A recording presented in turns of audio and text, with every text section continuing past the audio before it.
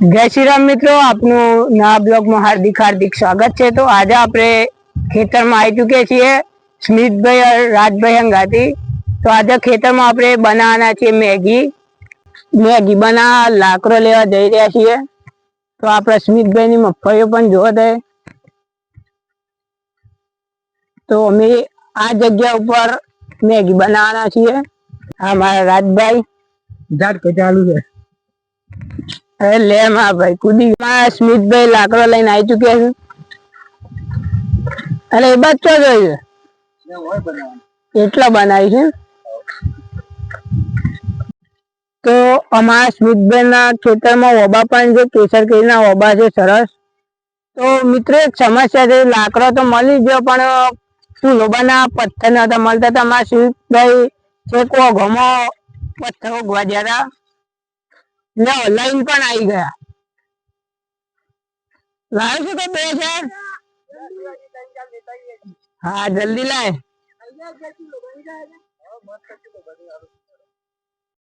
તો અમારો દેશી ચૂલો જુગાડી ચૂલો તૈયાર થઈ ગયો છે।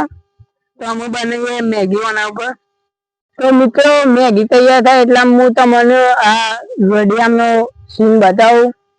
જો તો સીના સૂર્ય બુર્ય તો हमारा स्मितभाई चूल्हो हलगावे छे।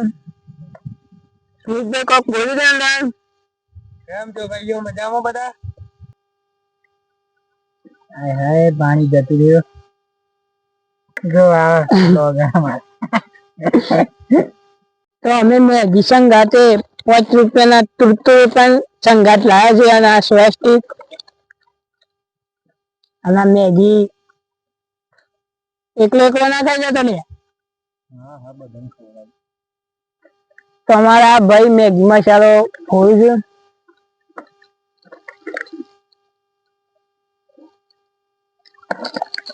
હા તો ઓછો નહીં યાર લાગતું છે તો થઈ જશે તો શું કરીએ ત્યાં। હા યાર મેગી આ તો ઓછો મસાલો આવી છે। શું કેવું મીઠાભાઈ? હા તો વાત સાચી તમારી। અમારા સ્મિતભાઈ ને ભૂખ લાગી હતી તો तुरतुरे सर्व कर दी दो खाना कितना अनुके है तुरतुरे 5 रुपए तुरतुरे। तो मित्रों જોઈ શકો અમારી મેગી બની ગઈ છે અને અમારા સ્મિતભાઈ કાઢી છે।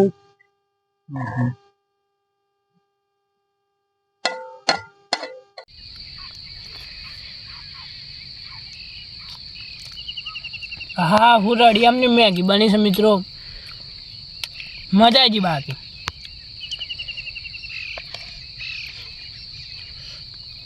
तो અમે પેલા મિત્રો ખાઈ લઈએ પછી બ્લોગ કન્ટિન્યુ કરીએ। તો અમે મેગી ખાઈ લીધી છે। તો અમે આ બધું અમે સાફ કરીને બધું પત્તો બત્તો લઈને ઘરે જશું અને તમને આ બ્લોગ પસંદ આવ્યો હોય તો લાઈક કરો, ફોલો કરો, શેર કરો, સબસ્ક્રાઈબ કરો। તો મળીએ બીજા બ્લોગમાં।